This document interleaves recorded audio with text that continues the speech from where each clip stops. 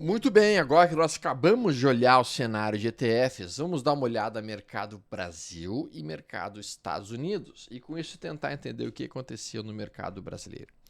Bom, e no mercado americano. A gente vem numa movimentação de alta no mês de novembro, uma movimentação de alta muito poderosa, que nós tínhamos conversado com vocês anteriormente, explicado que o mês de novembro é o mês mais forte da Bolsa no Brasil, só perdendo para o mês de abril. Então marque minhas palavras, abril e novembro são 2 meses poderosíssimos para se estar posicionado na Bolsa Brasil e na Bolsa Estados Unidos. Mês de novembro foi muito bom. Mês de dezembro agora estava muito bom, porque geralmente no mês de dezembro a gente tem um cenário muito favorável, que é o famoso rally de Natal. Tá? E este rally de Natal costuma ser muito positivo, tá? Entregando realmente ótimos resultados para os investidores que trabalham bolsa nas 2 ou 3 semanas antes do Natal. Nós estávamos indo muito bem. A semana estava realmente muito altista, até que, obviamente, tivemos uma situação de cunho político que gerou uma volatilidade bastante importante na Bolsa, que foi basicamente na sexta-feira, quando o Bolsonaro então colocou o Flávio Bolsonaro como o pré-candidato dele para a presidência da República para a eleição do ano que vem, em 2026. O mercado não gostou muito disso, o mercado sentiu muita instabilidade, muita possibilidade de divisão da oposição, e com isso talvez a manutenção, inclusive, do atual governo e da atual administração, que tem feito realmente um trabalho bastante impressionante na falta de responsabilidade com a questão fiscal brasileira. Eu sei, alguns amigos aqui que me ouvem gostam do atual governo, mas eu, enquanto, digamos assim, uma pessoa com 3,5 neurônios funcionando, eu entendo que não é sustentável um país gastar mais do que ele arrecada em termos de impostos, como o Brasil vem fazendo, e não é sustentável a quantidade de impostos que o governo brasileiro está impondo na população brasileira hoje. À medida que vai aumentando a quantidade de impostos, isso vai sufocando cada vez mais a economia, o empreendedor e todas as outras peças que criam uma economia mais saudável, e isso tende a produzir o engripamento, uma paralisação da economia. A gente já viu, infelizmente, que é impossível ou muito difícil reduzir a taxa de juros quando o governo gasta mais do que arrecada. E essa taxa de juros alta que nós estamos vivenciando nesse momento já produziu no ano passado o recorde histórico de empresas no Brasil entrando em concordata, ou seja, empresas quebrando no Brasil. Foi o recorde histórico no ano passado. E se nós continuarmos com estes juros alto, como nós estamos vivenciando, tem uma grande probabilidade de nós termos mais um recorde de quebras de empresas no ano que vem. E automaticamente com isso, mais e mais pessoas precisando do quê? Precisando de ajuda do governo através de Bolsas Famílias e coisas nesse cenário. Eu não tenho nada contra o Bolsa Família, mas eu gostaria muito mais que menos pessoas precisassem do Bolsa Família do que mais pessoas precisassem do Bolsa Família nos próximos anos. Por quê? Porque à medida que a pessoa fica dependente do governo, ela automaticamente fica, entre aspas, mendigando esmolas do governo. Então o que a gente deveria ter enquanto país é o propósito de retirar o máximo possível de pessoas deste programa social, oferecendo para elas uma boa possibilidade de trabalho, uma boa possibilidade de emprego, uma boa possibilidade de desenvolver a sua própria vida sem depender dos benefícios, entre aspas, que o governo oferece. Só que o que a gente tem visto é que, infelizmente, estamos indo no caminho oposto, até que vai chegar um momento, talvez, em que toda a população brasileira dependa de um Bolsa Família, o que seria realmente, no meu entendimento, algo bastante triste. Eu estava olhando que, essa semana, 14% da população brasileira irá pagar imposto no ano que vem. Apenas 14%. E daí algumas pessoas comemoram dizendo que este governo então conseguiu dar o benefício para 84% da população brasileira, que eles não precisem pagar imposto em renda. Cara, isso não é um benefício, isso é uma tristeza, sendo muito franco com vocês, quando tem 84% da população brasileira recebendo menos do que 5 mil reais. Isso é trágico. Isso não é bom. Isso é trágico. E daqui para frente, esses 14% que estão pagando não conseguem pagar a conta para todo mundo. Não conseguem. vai ficar tão sufocante para eles que eles vão começar realmente cada vez mais a também empobrecer. Tu não consegue enriquecer a população empobrecendo os ricos, teoricamente ricos. Quem ganha mais de 5 mil reais eu não considero rico, basicamente. Mas tu não consegue enriquecer um pobre empobrecendo o rico. Não. O que a gente tem que fazer é aumentar a quantidade de pessoas ricas, aumentar a quantidade de pessoas que ganham mais do que 5 mil reais, aumentar a quantidade de pessoas que estão realmente prosperando. E para isso nós precisamos do quê? Nós precisamos diminuir os impostos, nós precisamos ter responsabilidade fiscal, nós precisamos fazer com que existam mais pessoas querendo gerar emprego e não menos pessoas querendo gerar emprego. Essa é uma ideia tão, para mim, ela é tão simples, ela é tão lógica para mim que eu não consigo entender pessoas que defendam justamente o oposto. Mas tudo bem. Vamos entrar aqui para o cenário de Bovespa para entender o que está acontecendo. Nessa situação, à medida que houve o anúncio do Bolsonaro na sexta-feira, o mercado caiu violentamente. A gente vê que o mercado faz uma queda de aproximadamente 7 mil pontos em um dia. Faz muito tempo que nós não tínhamos uma queda tão intensa num único dia. Eu acho que a última queda tão intensa quanto essa, que foi de 4,75, talvez tenha sido aqui. Não, essa foi de 13,49. Faz muito tempo que a gente não vê realmente uma queda de 4,75 no único dia. Muito tempo mesmo. Tá? Mas normalmente esse tipo de queda, honestamente falando, dentro de uma tendência de alta, usualmente é um sinal de que o mercado vai voltar para cá.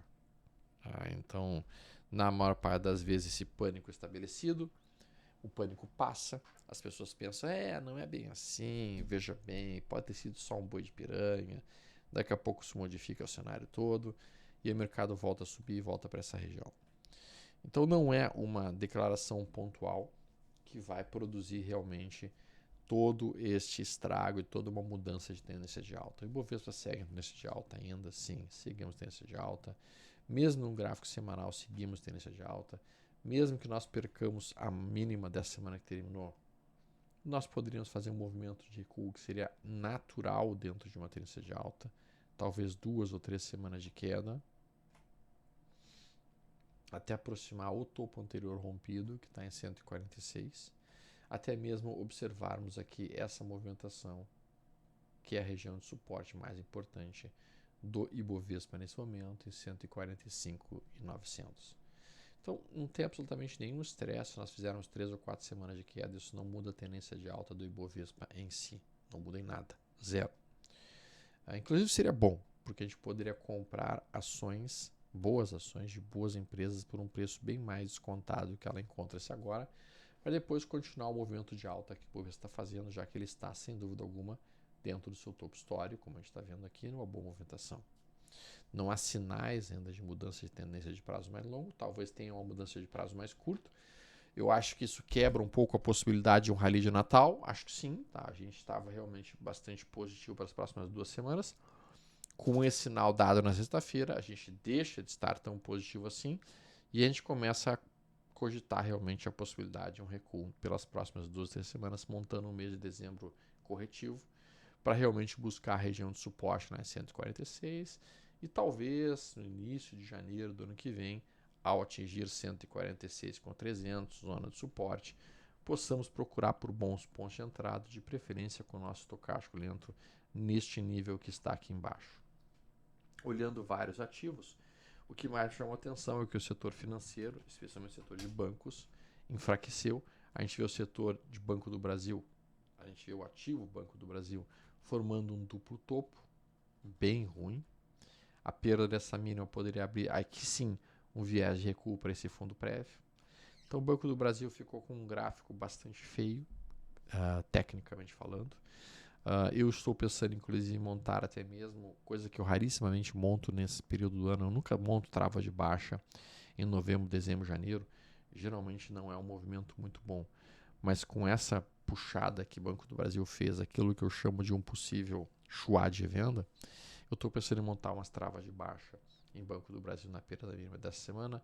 Meu stop ficará imediatamente acima dessa máxima. É claro que trava de baixa eu não costumo trabalhar com stop, eu costumo trabalhar com o risco máximo da operação. E meu alvo seria Banco do Brasil voltando para a região de R$18. Sabemos que o Banco do Brasil vai acabar passando aí um empréstimo de 20 bilhões de reais para os Correios. Isso mesmo, 20 bilhões de reais para os Correios, não para que eles possam investir em novos aperfeiçoamentos, não. É 20 bilhões de reais para conseguir pagar a folha. Ou seja, dinheiro perdido. Não dinheiro perdido, mas dinheiro que não vai conseguir fazer com que a empresa deixe de ser deficitária, não vai conseguir mudar o aspecto deficitário do Correios. Correios que infelizmente não conseguiram se atualizar à nova realidade que está acontecendo, competições importantes com Amazon, Mercado Livre, assim por diante, e ao mesmo tempo sendo com uma gestão um pouco mais complicada, como a gente está observando aí. Então o Banco do Brasil está impactado por isso. A gente vê que o próprio Itaú em si faz um padrão feio, tá? Um padrão de trap em cima do topo anterior. A gente viu que Bradesco fez um padrão muito mais feio, né? Se Itaú, que é a melhorzinha do setor, fez essa pancada, imagina Bradesco, que não é deste setor o ativo mais eficiente de todos. No meu entendimento agora, Bradesco vai ter um suporte aqui em 17,59, e se perder 17,59, a gente copia e cola isso aqui para baixo, e o próximo zona de suporte está somente aqui embaixo, perto dos R$15. Até mesmo o BPAC 11, que é um ativo que eu gosto muito de trabalhar, fez um candle gráfico muito feio para quem está comprado. Se eu tivesse comprado nesse momento, eu colocaria meu stop abaixo da mínima dessa semana, porque basicamente isso aqui é um trap em cima desse topo anterior, ou seja, o mercado tenta romper o topo histórico, fecha negativo, perde essa mínima, vendedores começam a bater, e isso empurraria o mercado de volta pelo menos para a região de 45,50. Obviamente que isso fica completamente cancelado se na semana que vem a gente compensa a máxima. Aí automaticamente todo mundo que vendeu na sexta sentiria-se um otário e pensaria, por que foi vender? Vai voltar a subir. E daí eles entram com pressão de compra nesse momento. Olhando aqui graficamente falando, então a gente já viu alguns ativos que podem realmente estar gerando sinais de venda ou de realização de lucro. Mas tem alguns ativos que viraram com uma possível movimentação de compra. A gente tem o próprio dólar futuro, com a pancada que foi dada na sexta-feira. Dólar futuro que vinha numa brutal tendência de baixa. Sim, vinha numa tendência de baixa. Até que aconteceu o anúncio de sexta. E daí no anúncio de sexta o dólar futuro faz este movimento forte de alta, conseguindo inclusive romper a máxima da semana passada, criando um 2, 3 de compra e criando um trap. Então isto é um sinal comprador. A questão é se não vai aparecer alguma notícia ou algum impacto político que desfaça o estrago feito pela declaração de sexta-feira.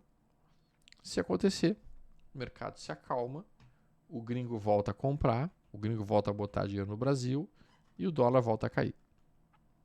Se continuarmos nesse cenário, olha o que foi sexta-feira. Nós então poderíamos eventualmente romper essa região. Eu não compro esse rompimento, eu esperaria um pullback e daí teríamos uma possível entrada no pullback. Com essa movimentação de alta que o dólar fez, ele sabe que o dólar está bastante sobrevendido de fato, as empresas exportadoras faturaram. Quais? Klabin. Então, dólar em alta, Klabin costuma subir. Observem que a Klabin vem recuando o ano inteiro, e ela vem recuando o ano inteiro, porque o dólar está recuando o ano inteiro.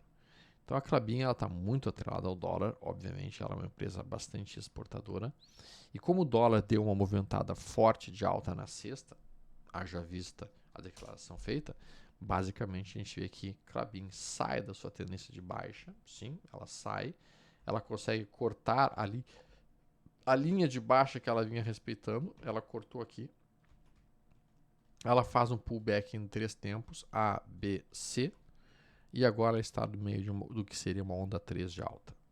Então, o Klabin é uma das empresas que, usualmente, quando a gente tem dólar subindo, se favorece muito. Portanto, ela é uma empresa que funciona como um hedge parcial. Ela é uma posição de proteção. Tá? E neste instante, com essa ruptura que ela está fazendo, ela não está num ponto perfeito de entrada agora no semanal, apesar de ser um 2, 3 de compra. Eu esperaria por algum pullback, talvez até mesmo até esta região aqui perto de 18,18. E aqui possivelmente eu procuraria por sinais de entrada para daí sim poder buscar esse movimento aqui, especialmente se o dólar produzir algum tipo de recuperação ao longo do ano que vem.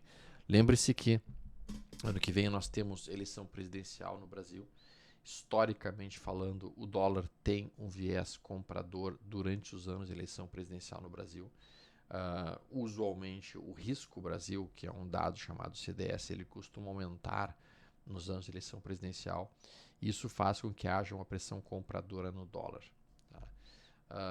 Se nós tivermos uma redução da taxa de juros lá nos Estados Unidos e nós não reduzirmos a taxa de juros aqui no Brasil, isso tende a manter a diferença da taxa de juros brasileira para a taxa de juros americana ainda bastante atraente. Isso tende a manter o dólar pressionado para a venda.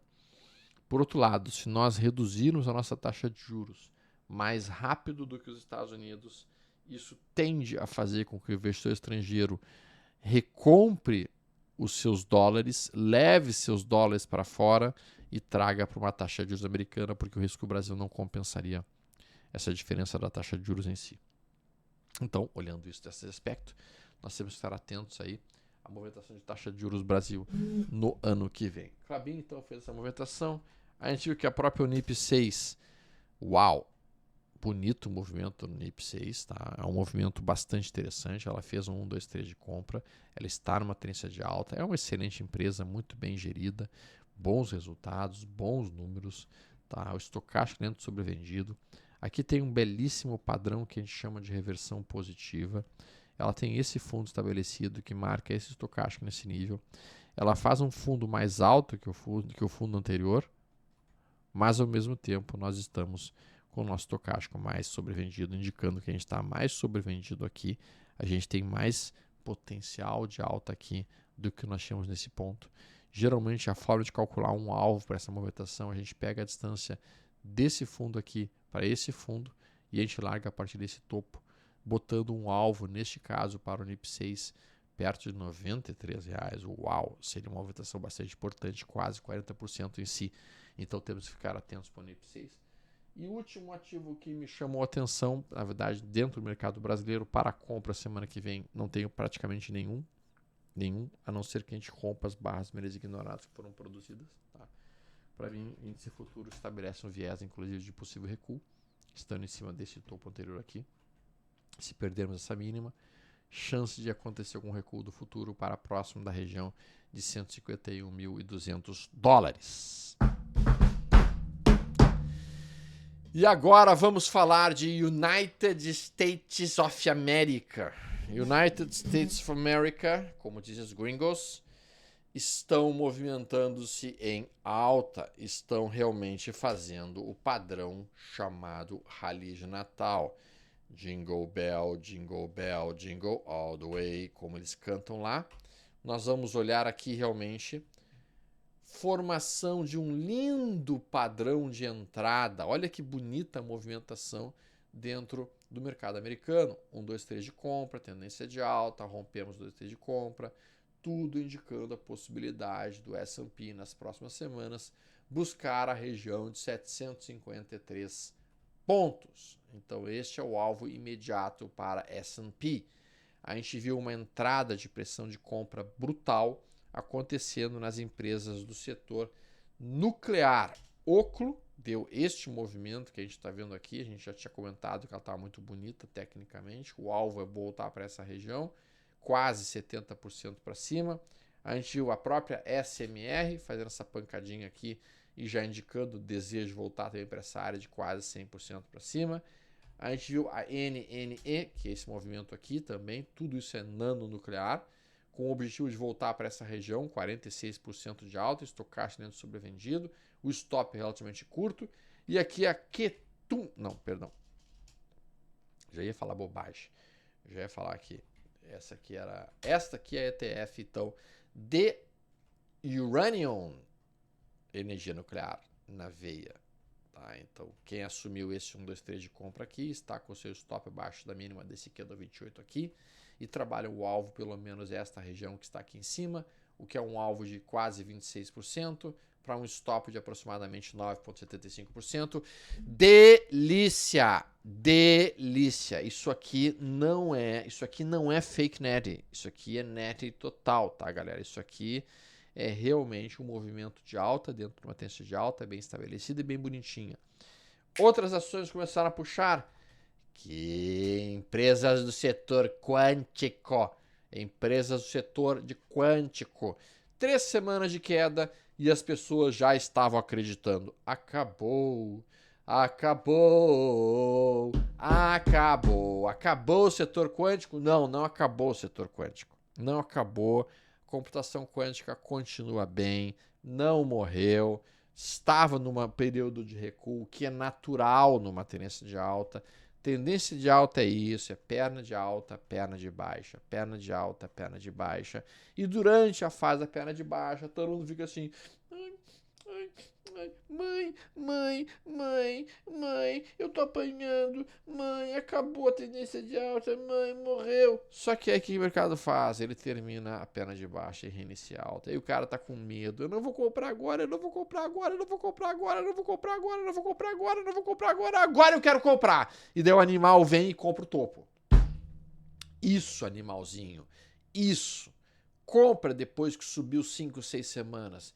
Faz essa burrice, faz, meu caro animal.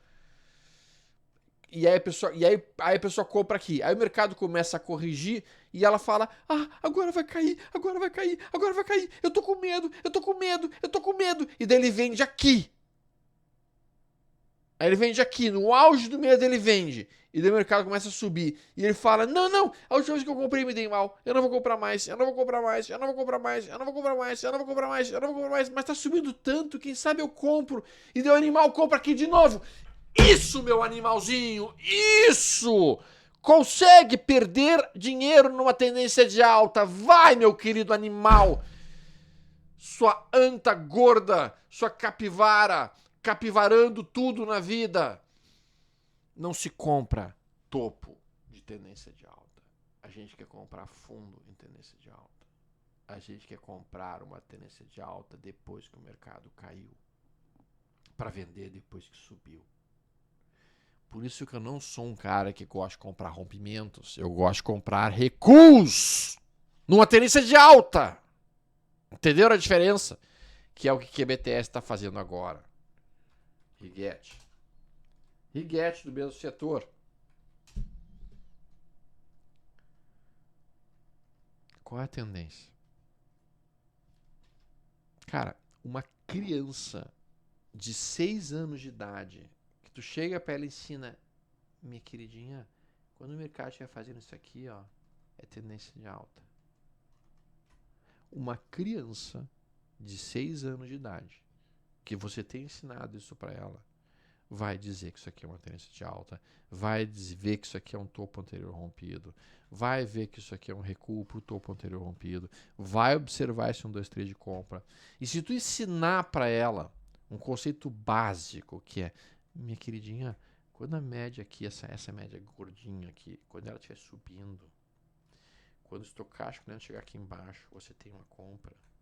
Se você ensinar isto, uma criança de 6 anos de idade, honestamente, ver isso aqui e pensaria assim: eu não tenho que comprar aqui, papai. Eu sei porque eu ensinei minha filha a fazer isso. Quando ela tinha um pouco mais, ela tinha uns 12 anos. Não tem que comprar aqui, papai? Tem que. Stop tá aqui, papai? Sim. Onde está o alvo? 2, 3 vezes o risco? Sim, no topo anterior. O alvo está aqui em cima, 107% para cima.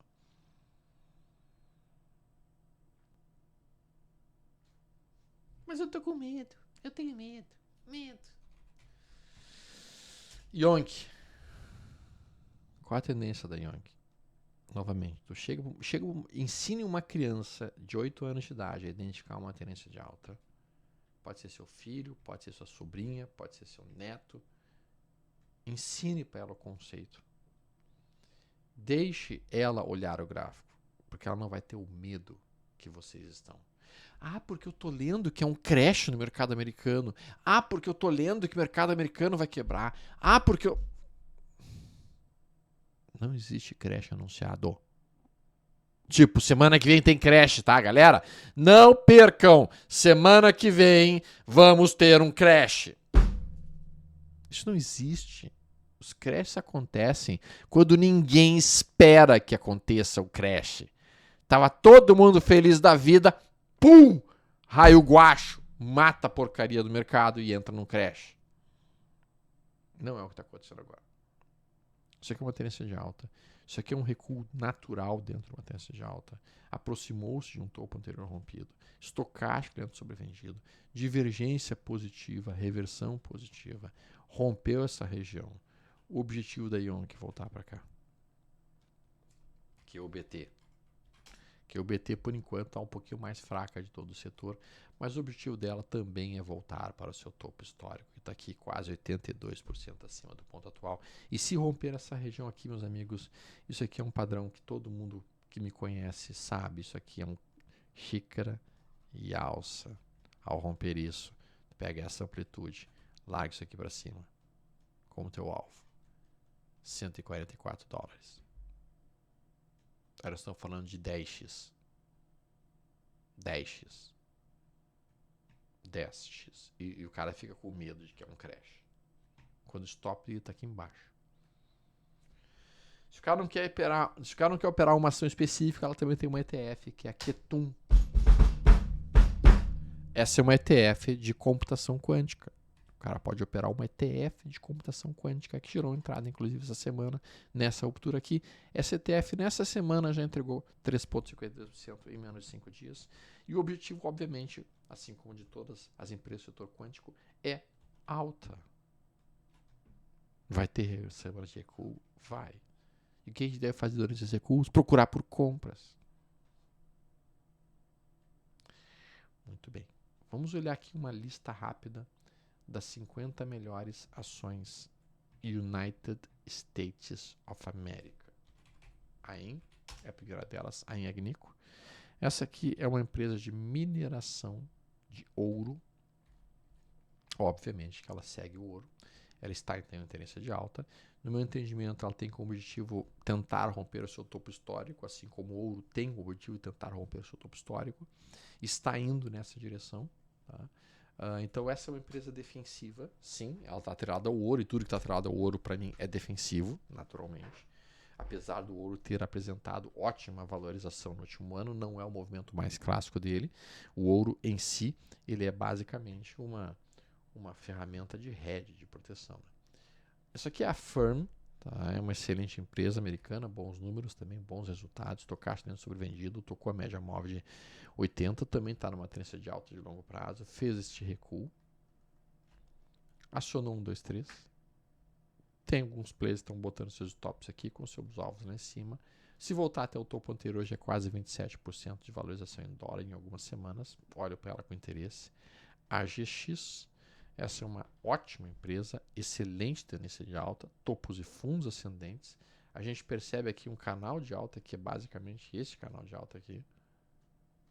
Tocamos uma zona de suporte que é metade do canal de alta depois de uma semana forte de queda. Eu entro no gráfico diário aqui, estou vendo este candle aqui. Esse candle aqui para mim é um convite, uma entrada nessa ruptura. Meu stop fica abaixo da mínima, meu alvo retomar o topo anterior. Ok. Isso é a GX. A gente tem A-Lab.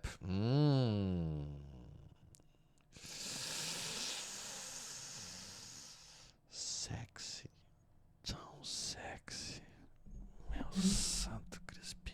Olha que coisa mais sexy. Honestamente falando, nem a Gal Gadot vestida de Mulher Maravilha no filme, ou mesmo de biquíni, consegue ser tão sexy quanto essa ação nesse momento. Olha esse topo anterior rompido aqui. Olha esse canal de alta aqui, ó. Olha esse estocástico lento aqui, ó. A última vez chegou aqui, ó. E aqui, ó.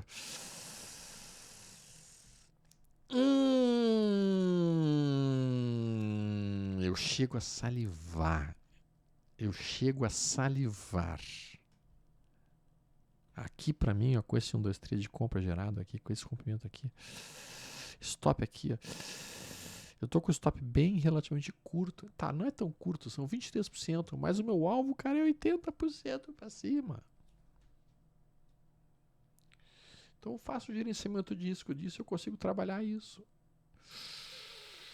Supercondutores. Corporação Americana de Supercondutores. A humanidade não vai nunca mais usar supercondutores, é isso?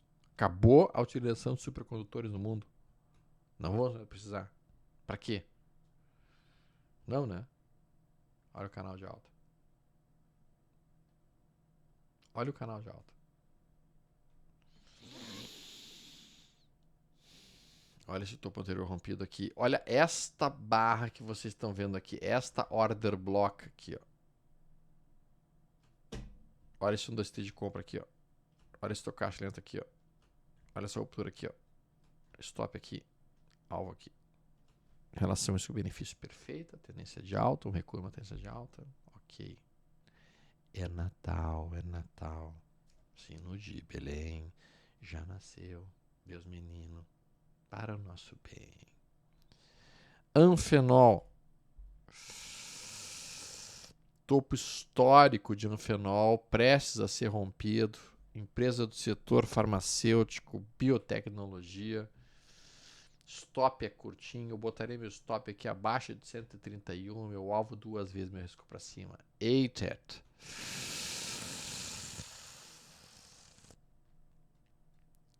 Como é bom operar mercado americano, cara. Como é bom operar mercado americano, cara. Nossa senhora. A gente falou dessa ruptura aqui semana passada.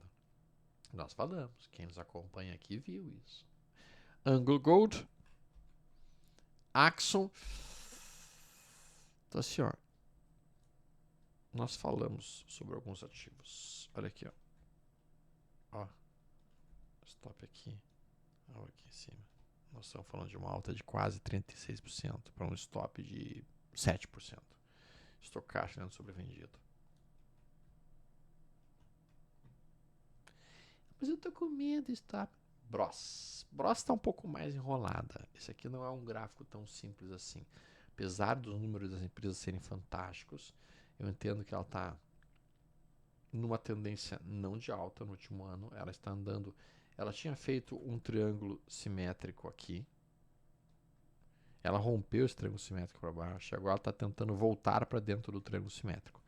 Então essa não é uma ação que eu guardaria muito meus olhos nesse momento. BZ, olha a CCJ Cameco. Esse aqui é topo histórico dela. Topo histórico. Topo histórico. Pullback no topo anterior. 1, 2, 3 de compra. Perpetuação de tendência de alta. CLS. Adoro essa empresa. Adoro essa empresa. Ó. Ó.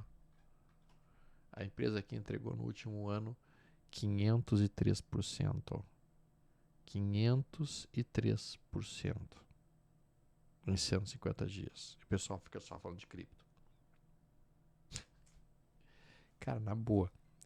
Se os últimos meses de cripto não provaram para os amigos a necessidade de vocês não apenas olharem para criptos, mas também para o mercado americano e outros mercados de renda variável, então eu não sei o que vai provar.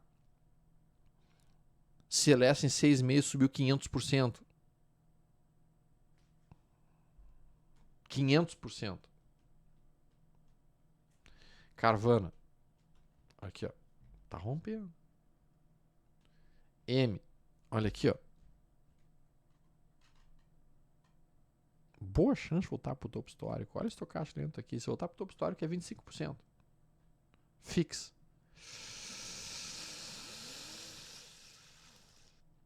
Olha essa entrada aqui em Fix, cara. Tem que ser um gênio do mercado financeiro por essa entrada. Olha, Fabrinet. Topo histórico rompido. FSS. Olha esses ativos. Aqui eu não faria nada de jogar. Espera aí, recuo. Não faria nada aqui também não. RUD já passou do posto de entrada, não sei de como semana passada. IBKR 1, 2, 3 de compra, topos e fundos de tendência de alta. Iron, eu até acho interessantíssima a Iron, o setor dela é produção de energia elétrica. Eu acho que ela podia estar um pouquinho mais forte, mas eu eu tô com a sensação, sim, de que ela vai dar uma puxada poderosa com esse estocástico lento nesse nível, com essa sensação que ela tá dando aí. Tem tudo para dar um tiro para cima assim. ISS. Para mim, ISS.